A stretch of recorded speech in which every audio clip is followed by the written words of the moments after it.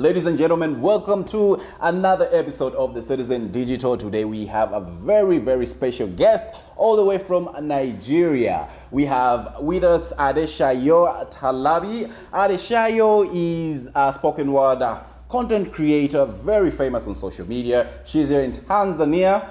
Adeshayo, welcome to Tanzania. Welcome to Mwananchi. Welcome to the Citizen Digital. Thank you. Now, wow, this is quite an honor. I'm a very huge fan of yours. I've been following your account on social media. And today I want, first and foremost, can you tell us about your Tanzanian experience so far? My Tanzanian experience has been amazing. It's been amazing. So I landed in Dar es Salaam at first, just to kind of unwind and relax after that long 13-hour flights from the UK, because I was born in Nigeria, but I moved to the UK when I was about 5. And I've been staying there since. Obviously going back to Nigeria, trying to go back to Nigeria at least once or twice every year since I became an adult. But my experience in Tanzania has been amazing. I just got back from Zanzibar Island. When I tell you, I almost cried on that ferry. I almost cried on that ferry. It was beautiful. The turquoise oceans. When you look at London, that London in which I live, the Thames is very dirty. You cannot see clear ocean or fish in the Thames. So it's been beautiful. The customs has been so beautiful. Everyone has been so welcoming. And I've even been surprised at the fact that I've been recognized here several times. I was in the Indian Ocean on my way to go and swim with the dolphins and the turtles. Yeah. And I'm on the boat to go to the island. And we wave, me and my friend, I'm here with my friend Faith for her birthday. Hi, Faith. And she likes to wave at people. So she was waving at people, waving at people, waving at people. We waved at a boat. They waved back. And then all of a sudden, we hear, is that simply Shayo? I said, in the middle of the ocean. In the middle of the ocean. It's been amazing. I've been on the beach. People are asking me for pictures and stuff. It's amazing, you know. So it's nice when you've built a community, a global community of people who show you so much love and support. It's been crazy. I was tackled to the ground on the beach by one of my followers, Zainab. Hello, Zainab. She managed to get sand in my hair. We're rolling in the sand. It's been amazing, honestly. I'm definitely going to come back. I'm even going to learn Swahili so I can communicate better with everybody. So now let's talk a little bit more about what has made you famous, which is the content that you create across the digital platforms. I was looking at your Instagram account, and your bio reads, I'm not an artist, I'm what art is. And I found that to be quite interesting. So can you tell us a little bit about that? For me, I think my experience as a dark-skinned African woman in the UK has been full of ups and downs. So sometimes, and as a poet as well, I love words. You know, I love how permanent words can be. That's why I even have those words written on me, so it's a tattoo that I have. Yeah, because do I not look like art? I mean, yeah. Do I not look? I feel like art, and it's just a reminder to myself that my art is what I'm passionate about, and it's even also a play on words with my initials. So my name is Adeshayo Rianat Talabi, ART. Oh, so come and fight me. I'm what? On my initials, I'm art. Abi, so yeah, it's just something. It serves as a reminder to always walk with my head held high, my shoulders back, and with a lot of pride. As a Nigerian woman, as a Yoruba Nigerian woman, that's what we do anyway. You know, honestly. So yeah, that's what it means. Perfect. Now let's talk about your journey as a content creator. What inspired your journey? Because I was going through some of your videos, which are very interesting, and what kept going through my mind is like, what made you start creating such kind of unique spoken word poetry? How did your journey started? I mean, what inspired? Well, so even before I was putting my content onto social media, I was a spoken word artist. So I was performing at restaurant openings and gigs and open mic nights. My first ever open mic night was when I was studying my undergrad at university. I was studying journalism. So I went to my first ever open mic night, and I wrote a piece that was inspired by my brothers and just what I was seeing around the world with happening to black men and black women, black people in general, all across the diaspora. It was called Do You Love Yourself, Black Boy? So I performed that piece at an open mic night, and that was my first ever performance. And I remember opening my eyes, because I had my eyes closed to visualize the words, and I opened my eyes to a standing ovation. And it touched me, and it was something. I'm very expressive as a person. I'm very animated. I've got a big personality in this my small 5'1" body. But that was the start of everything for me. Having that reception and having people love and embrace my words. Because there's no purer form of communication than articulating yourself and expressing your thoughts with words, you know. So having that kind of reception was amazing. So I continued from there. I was performing at other open mic nights. I was being booked for performances, etc. But then I took a break because of university.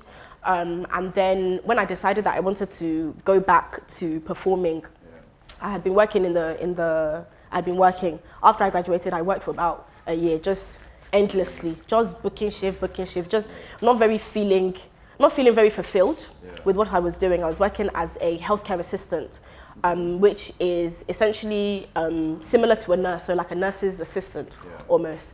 And it just wasn't what my passion was, you know.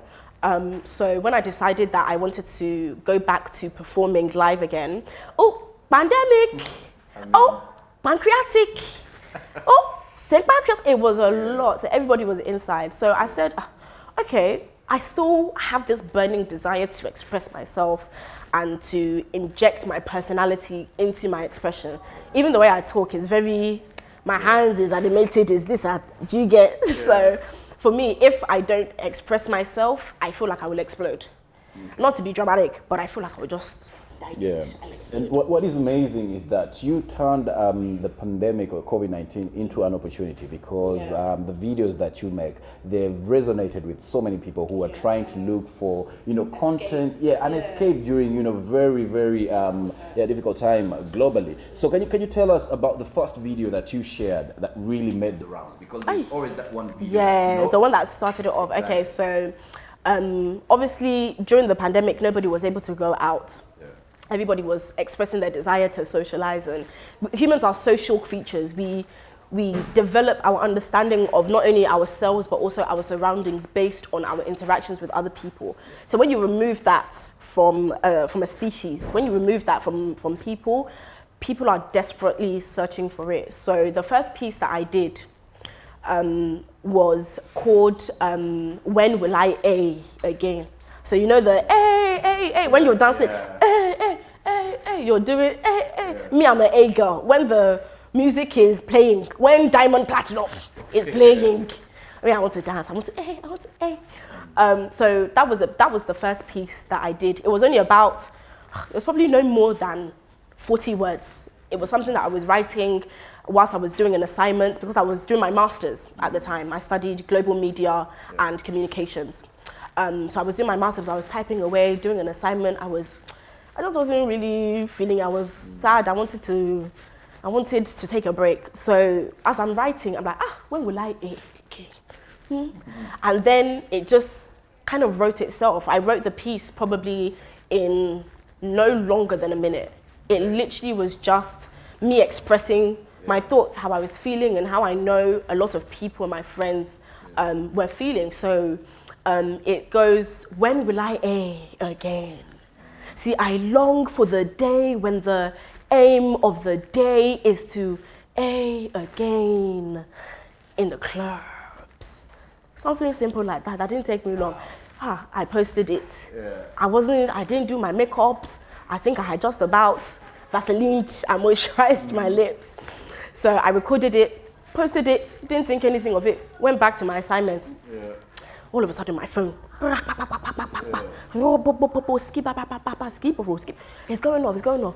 The phone is getting hot. I'm saying, what's this? I'm checking my Instagram. The amount of notifications. The phone was hot.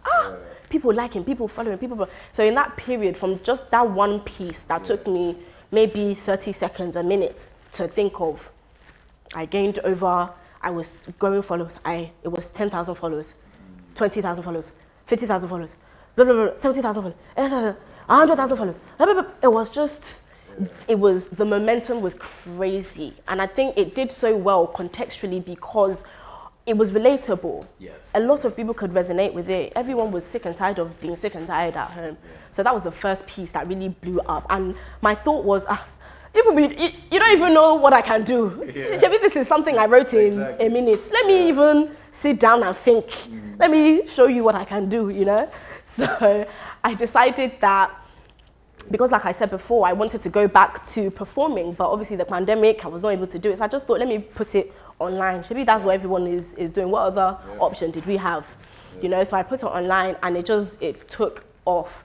So I then just started thinking, this is what I wanted to do. Yeah. This is what I want to do. And I always had this vision of myself living the life that I'm living now, where my career, where my job is just to express myself.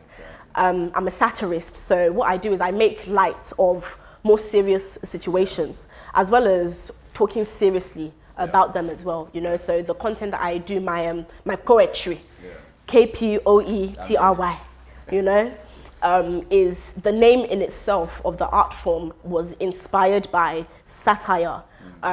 As a Yoruba speaker, in Yoruba we pronounce a lot of words as ba, a lot of P words as ba, as if it's spelled with KP. So when I started saying, that's how my parents would pronounce it. So having that influence and growing up in a Yoruba household where I'm hearing my parents communicate with each other and myself and my siblings. Don't ask me how many I have. Every time anybody asks me how many siblings I have to do, 1, 2, 3, 4, and then but growing up in that household, that's how my parents would pronounce it. That's even how I pronounce it as well, you know. So I just wanted to infuse not only my skill and my writing, but also my personality and my sense of humor into the art form that I was creating. You know, it's not that anything that I'm doing is so crazy or so special that it's never been done before. Maybe there's been poetry before, you know, but I didn't really resonate with the way it's been written. Obviously, I was educated in the UK, so it's very pretentious. A lot of, oh, where art thou, blah, blah. I said, who is this one? What is this one? You know, obviously, and then I used that as inspiration as well, but I do it in a sarcastic and satirical way, where I'm paying homage to obviously the poets who came before me, the ones who inspired me, but also creating something myself, because I didn't want to be so influenced by what has already been done. I'm a completely new person, living this human experience, completely different person. So I wanted to make sure that whatever I do, whatever comes from me, whatever it is I create, is mine. It has my DNA all over it. Perfect. Do you get? And you know, some of the subjects that you touch on, including African culture, feminism, and race, and other current affairs. How have you been able to stay grounded to your African roots? I mean, you said you moved from Nigeria at the age of 5, you moved to the UK. But then again, your content is very much African-centric. What has kept you rooted to your African, background?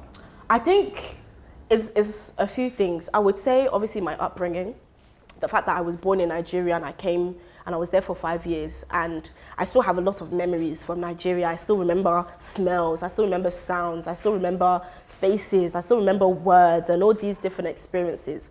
So for me, having that already in my system, it was very easy to continue because I came with my family, as an expat, as I relocated to Nigeria when I was into the UK when I was 5. So my parents, like I said before, they speak Yoruba to us. They speak it to themselves, they speak it to my siblings as well. We now speak it to ourselves when we're communicating. Obviously, it's not the best, it's not the most crisp. Before my Nigerian audience now want to come and beat me, want to come and fight me because I'm mispronouncing something. Because they hear, let me even code switch. They hear my British accent and they think that, oh, this tea and crumpets babe, this young culprits, somebody with her English, they think that I have no connection or anything to it, so it surprises them sometimes.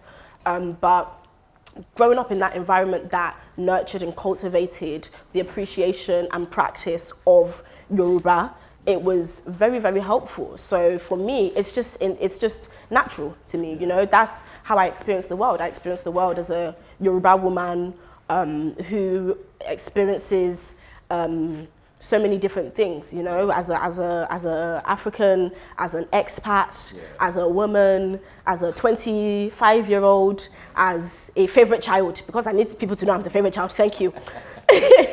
So for me, it was very natural. It's just who I am. Culture is a big pillar in my content, and not just my content, but my personality as well, my expressions, my sense of humor, my sensitivity as well, the things that resonate with me, you know. So it was very, very easy growing up in that kind of environment. Now let's talk a little bit about race, which is a big subject that you often touch on. As a satirist, you try to send a message in a lighter note, but the message is still sent at the end. Is race something that you have experienced, you know, at a personal level, and how has it kind of shaped the way, you know, the work that you do? Racism in the UK, obviously my experiences as a Yoruba British woman,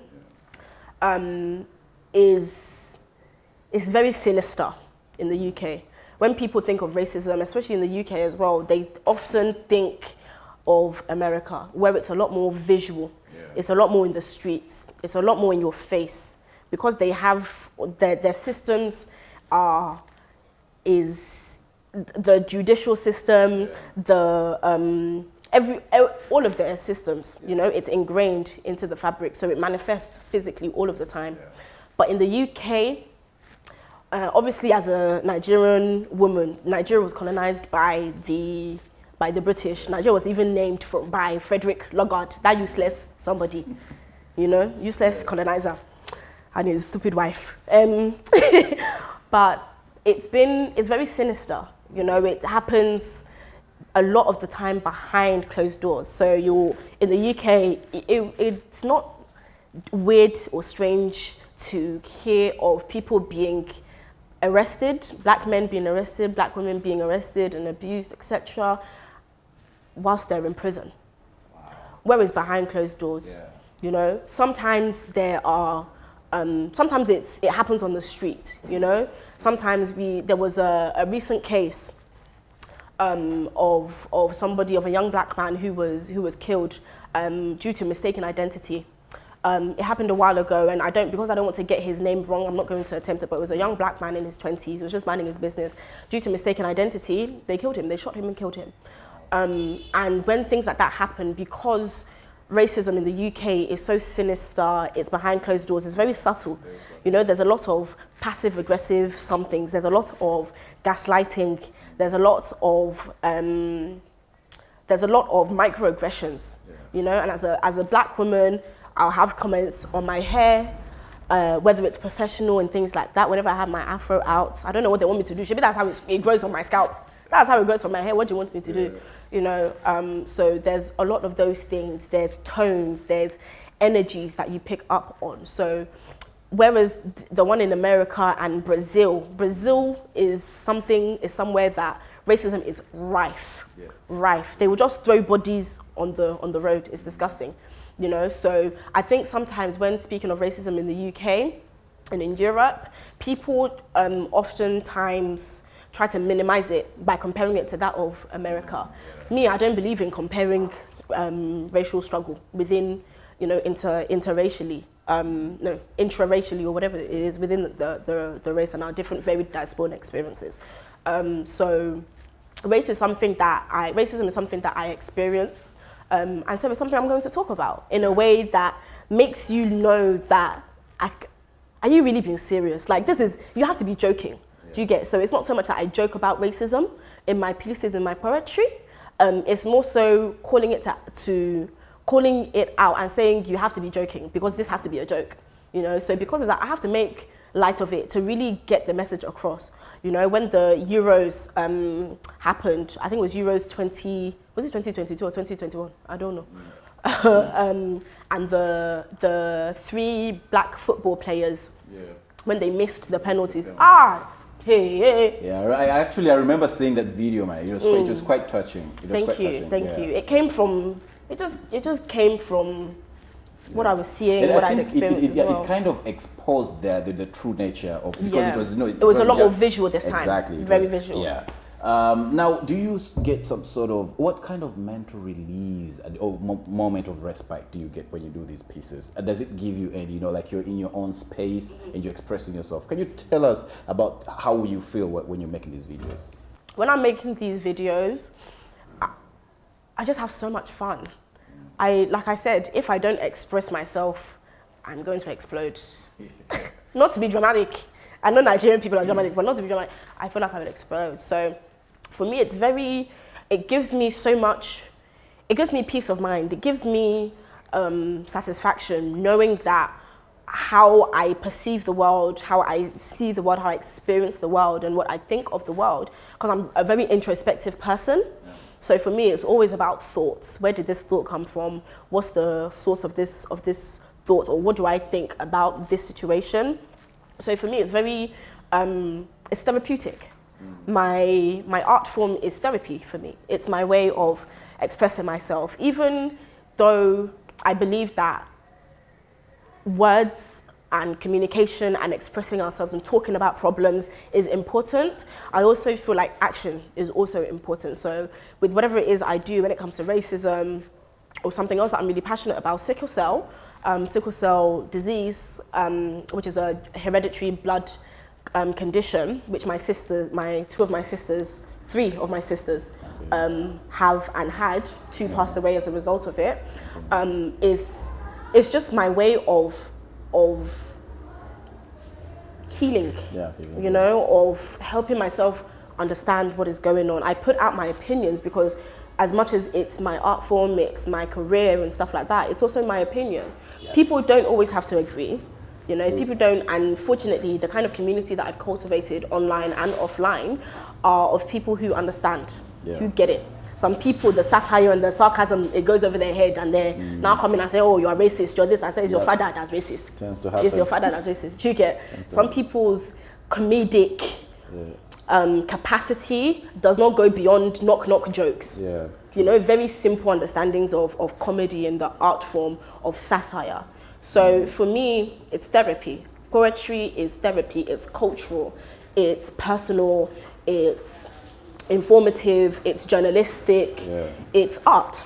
Perfect. So now let's talk about some of the feedback that you've talked about, you know, the kind of like the misconceptions, because what you're doing will not always be supported by everyone. So how has the feedback been so far, and what keeps you going? What gives you that drive to keep on doing what you're doing?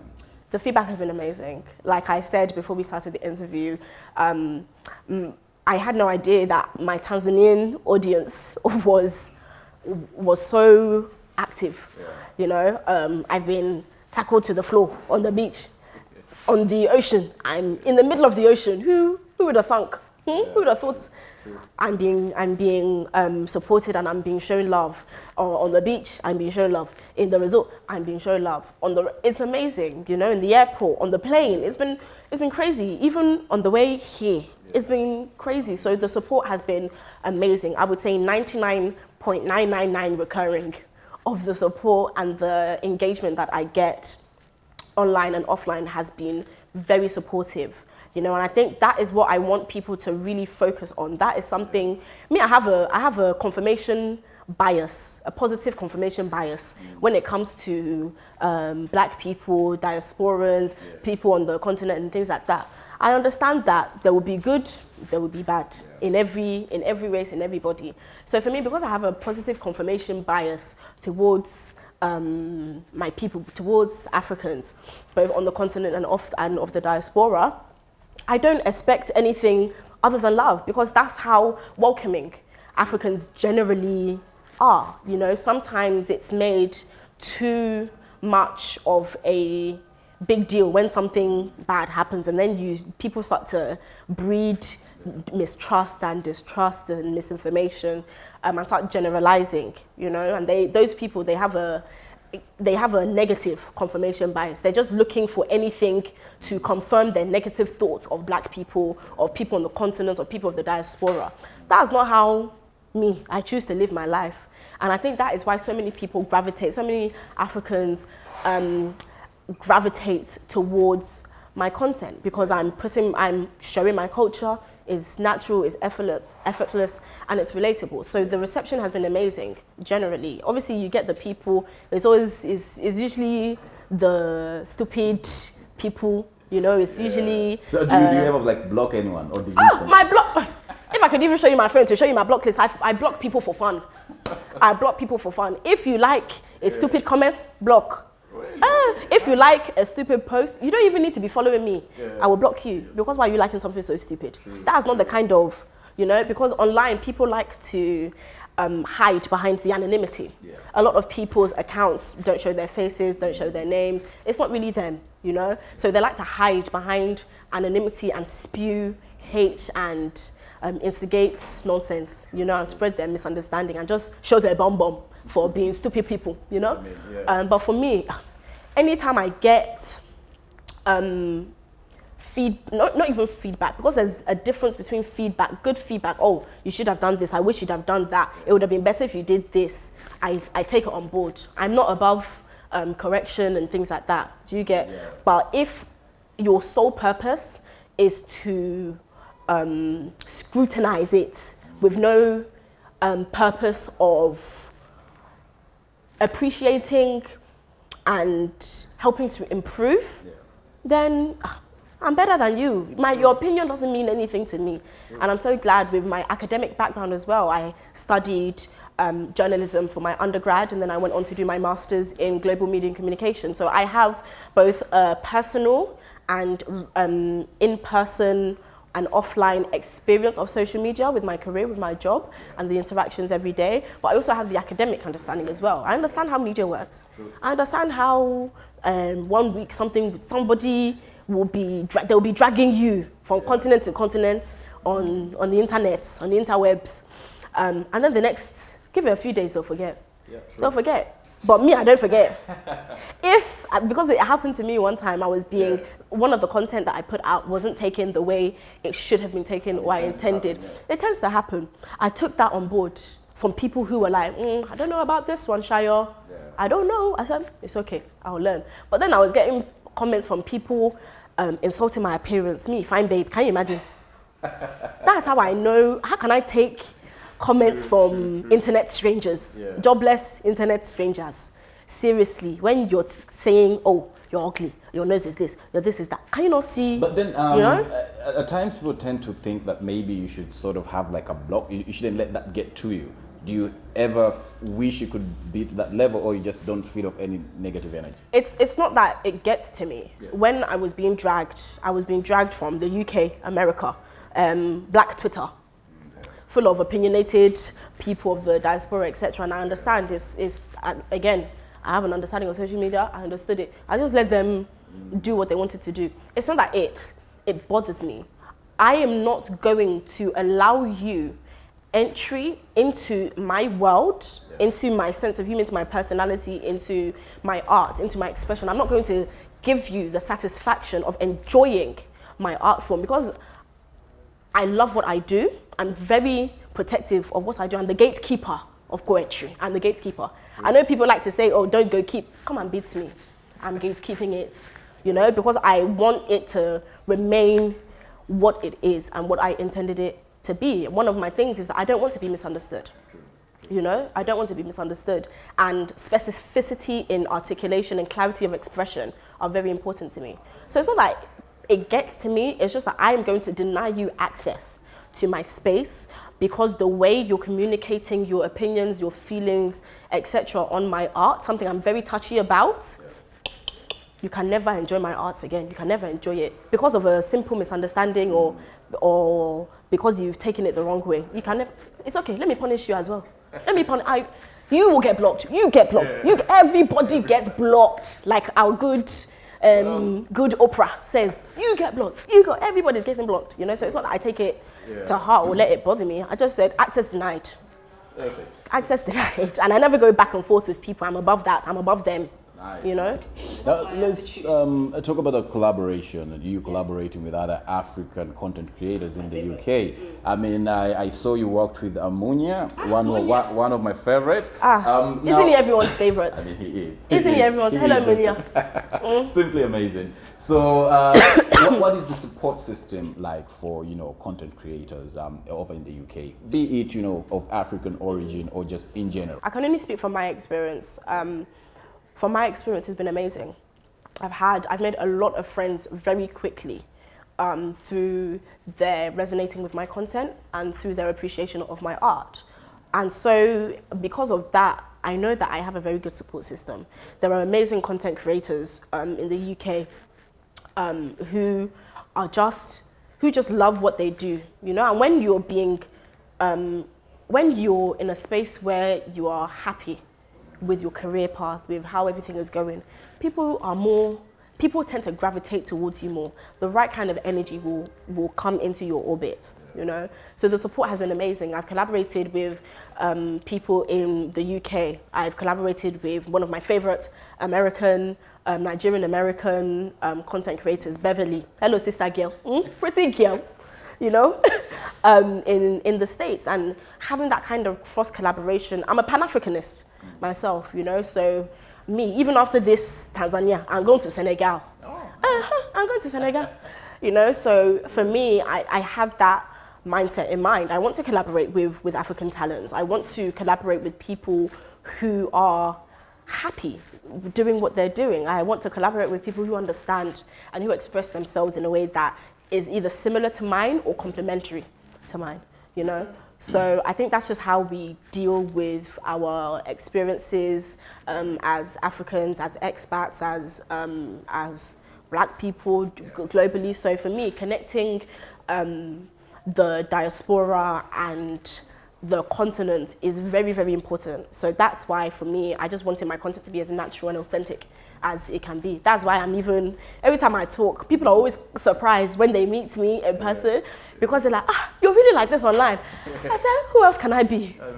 Who else can I be? I don't want to be anybody else, So injecting my culture, my opinions, my sense of humor, my personality into what I do is effortless, is natural. So it just makes it authentic. So collaborating is very easy in the UK and outside with people who really understand what you're doing and appreciate it. So what is the end goal? What's the bigger picture?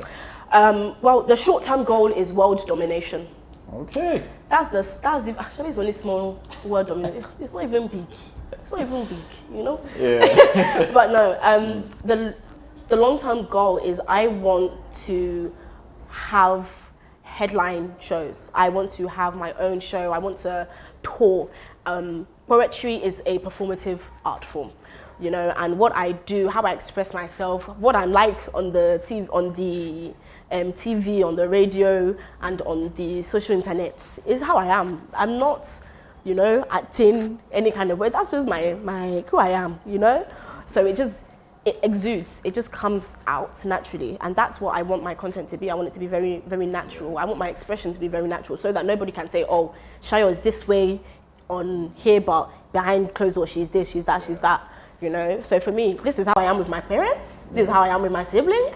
This is how I am with my supporters and my friends, This is who I am. So it's just amazing. I want to tour with it. I want to create a hybrid performance style of a mixture between open mic and a really well-produced, highly produced West End musical experience. So that's what I want. I want people to get involved. I want people to, to really feel like it's a communal thing, because that's what it is. It is. I started it so that I could connect with people who have similar sense of humor to me, especially in that pandemic when people felt so distant. I wanted to bring people who would gravitate towards me organically and naturally, which is what has been the best thing. I've not paid followers. I've not done anything. Even sponsored ads. I don't do sponsored ads. I don't pay.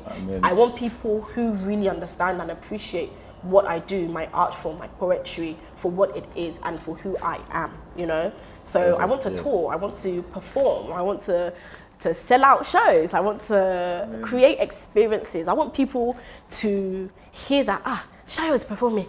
Shayo is coming. I have to buy tickets. I have to buy for everybody. I have to buy for everybody. I have to take my date to her show to impress her.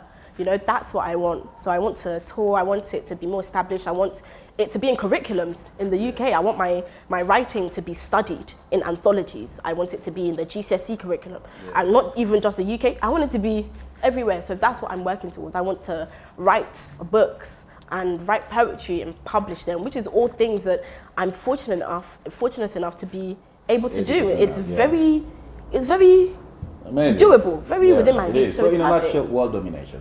Abi? So as we're winding down, any word to your Tanzanian and East African fans? Thank you. Honestly, it's been amazing. The reception here has been great. The energy has been unmatched, and I felt so welcome as a diasporan, as an expat from Nigeria, and even as a Nigerian. You know, I know Nigerian people's reputations precede us. Please, please, don't be mad, you know? So just thank you, honestly, and I appreciate you so much. It's nice to meet you. For those who are being introduced to me first time on the Citizen, and yeah, I just want to say, just keep a lookout. Me too. I'll be touring with Kini, with Diamond Platinum. I'll be opening for. Don't worry. Don't worry. Hello, Mr. Diamond, Mr. Platinum. Baonisa. Thank you. But yeah, just thank you and love you, appreciate you, and I will never forget this experience. Well, Shayo, as we say in Swahili, karibu sana. You were